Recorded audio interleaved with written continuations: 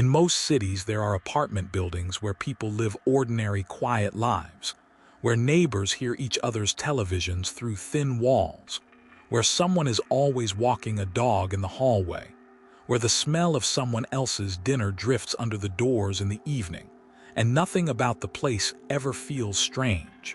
People assume that if something unusual happens, there must be a simple reason, maybe a misunderstanding, maybe someone moved away suddenly, maybe someone heard something wrong in the middle of the night. But every once in a while, something happens in one of those ordinary places that leaves behind small pieces of evidence that do not fit together no matter how carefully people try to explain them. And the more someone looks into it, the more it feels like the explanation was hidden long before anyone realized there was something to explain. The story about the woman in apartment 314 started exactly that way, with a quiet building, a normal evening, and a phone call that sounded at first like a frightened misunderstanding, until people listened more carefully and realized there was something else hidden beneath the calm voice on the line. Before we start, please subscribe if you haven't already. The apartment building stood on a quiet street where nothing much ever happened, a gray concrete structure from the 1970s with narrow balconies and a small lobby that smelled faintly of cleaning spray and old carpet. Most of the residents were people who worked regular jobs: nurses, office workers, delivery drivers, a few elderly tenants who had lived there for years and knew everyone's routines without really meaning to. The woman who lived in apartment 314 had moved in about 8 months earlier, and the neighbors described her as polite but quiet, someone who smiled when she passed people in the hallway but never stayed long enough to talk. Her name was Claire Donovan.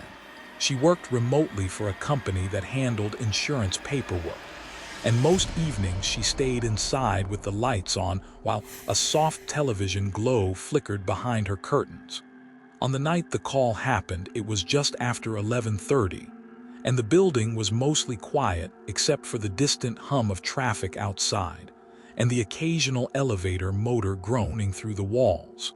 Claire had spent most of the evening working on her laptop at the small kitchen table, answering emails while a pot of tea slowly cooled beside her.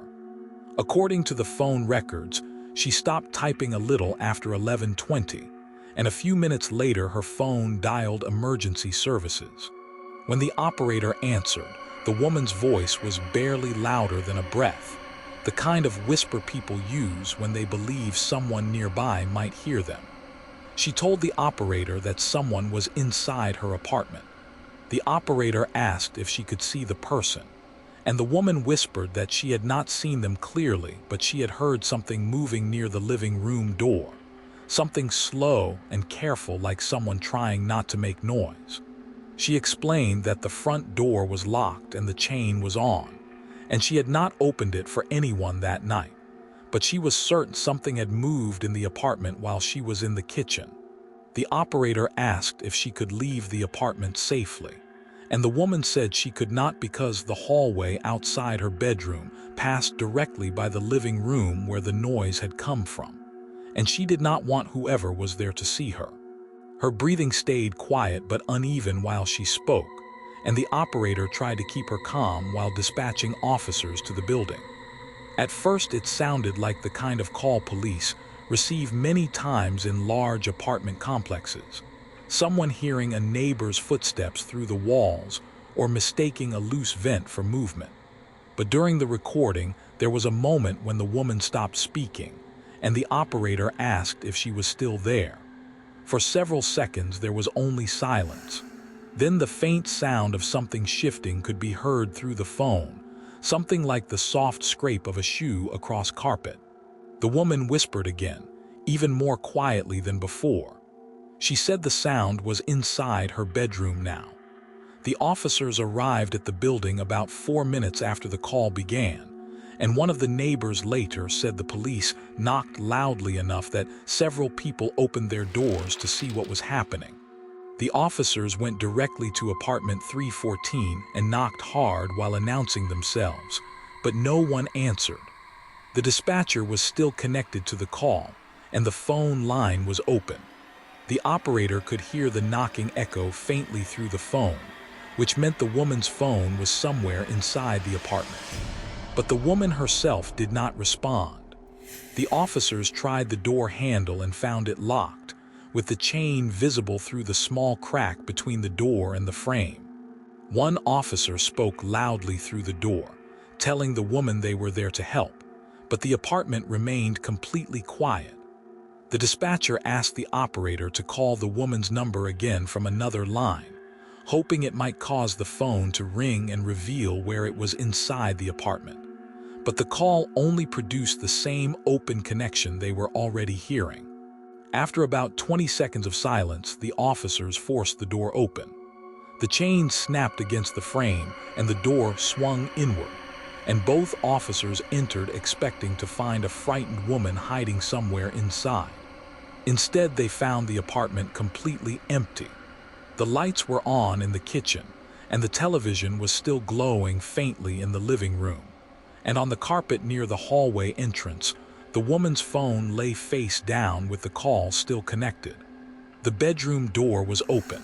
The bathroom light was off. Every window in the apartment was closed and locked from the inside. The front door had clearly been locked and chained before they broke it, but the woman was gone. At first, the officers assumed she must have slipped out somehow before they arrived, maybe leaving through the door and locking it behind her in panic.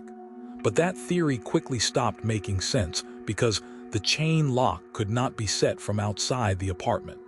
The officers searched every room twice, checking closets, cabinets, even the narrow crawl space above the bathroom ceiling. There was no one inside. The dispatcher ended the call after several minutes, but the recording of that phone call would later become one of the most unsettling parts of the case. Because after the officers entered the apartment and began searching the rooms, the phone microphone captured another sound. A second voice. It was extremely faint, and it took several listens before anyone noticed it. While the officers were speaking in the background, someone very close to the phone whispered something. The whisper was not Claire's voice. It sounded deeper, slower, and the words were simple. "She heard me." At first, investigators believed someone must have hidden inside the apartment and escaped during the confusion. But there were problems with that explanation that became clearer as they looked deeper into Claire Donovan's life. 3 weeks before the call, the woman had spoken with the building manager about strange noises inside her apartment. She told him that late at night, she sometimes heard movement inside the walls near the bedroom closet, and at first she assumed it was pipes expanding or someone walking in the unit above her. But the sounds did not follow any pattern and sometimes continued even when the entire building was quiet. The manager inspected the closet and found nothing unusual. He told her old buildings often carried sounds through the walls. For a while, she seemed satisfied with that explanation.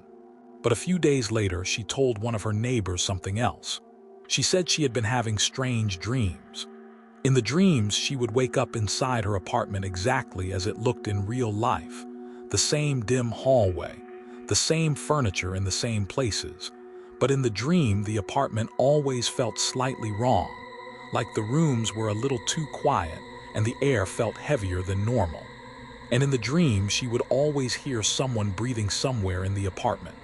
Not loudly, just enough to know someone else was there. The neighbor assumed it was stress or anxiety and did not think much about it at the time. But after the woman disappeared, that conversation started to feel very different. Because investigators eventually discovered something about apartment 314 that the current tenants had never been told. 22 years earlier, another person had lived in the same unit, a man named Daniel Rourke. Rourke had worked night shifts at a warehouse and spent most of his time alone inside the apartment during the day. According to police records, neighbors at the time occasionally complained about quiet knocking sounds coming from his unit late at night, slow tapping noises that sometimes lasted for hours.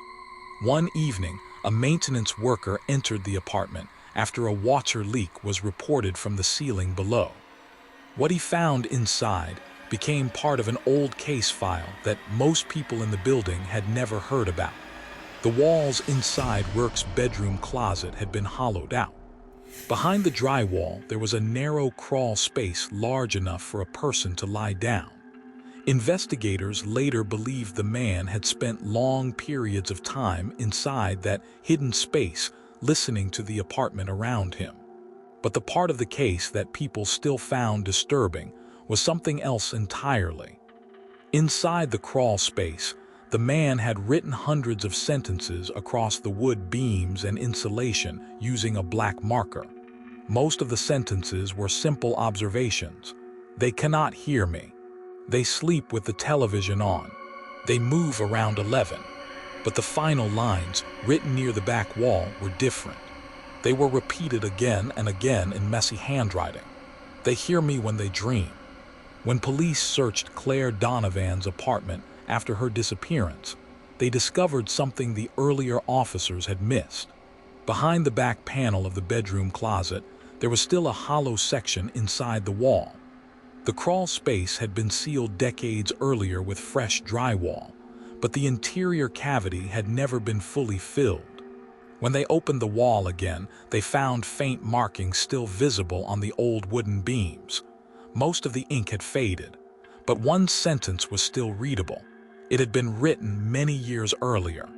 And next to the old writing, someone had added something recently. The older line read, "They hear me when they dream." The newer writing beneath it was darker and fresh, and it said, "She finally did."